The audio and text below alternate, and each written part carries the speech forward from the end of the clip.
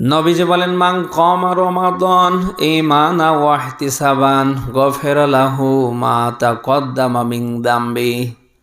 এটাও বুখারী মুসলিমের হাদিস। নবীজি বলেন, ঈমান ও চেতনা সহকারে কেউ যদি তারাবিহের নামাজ আদায় করে আর পূর্ববর্তী অপরাধ আমার আল্লাহ মাফ করে দেবে। অথচ এই বাংলাদেশে আমরা দেখতে পাই অনেক মানুষ আছে তারাবিকে গুরুত্ব দিতে চায় না। অনেকে আছে যদিও পড়ে, দেখবেন 5G গতিতে পড়ে ফেলে। তারাবি শব্দটি এসেছে তারবি হাতুন থেকে, যার অর্থ হচ্ছে বিশ্রাম নেয়া, প্রশান্তি লাভ করা। আপনি থেমে থেমে পড়বেন, ধীরে ধীরে পড়বেন, মাঝে মাঝে বিশ্রাম নেবেন।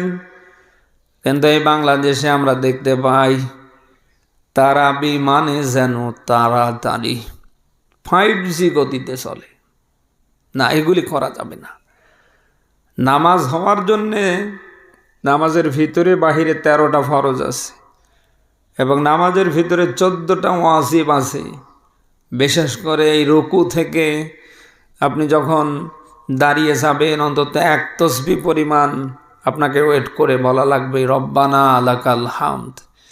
এরপরে যখন আপনি একটা সেজদা দেবেন, 2 সেজদার মাঝখানে 1 তসবিহ পরিমাণ আপনাকে ওয়েট করা লাগবে।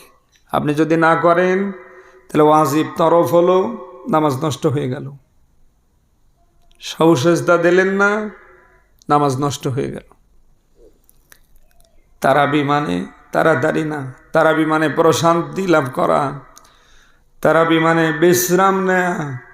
আপনি থেমে থেমে পড়বেন, 2 রাকাত পড়েন, একটু বিশ্রাম নেন, 4 রাকাত পড়েন, একটু বিশ্রাম নেন, 8 রাকাত পড়ার পর একটু বিশ্রাম নেন।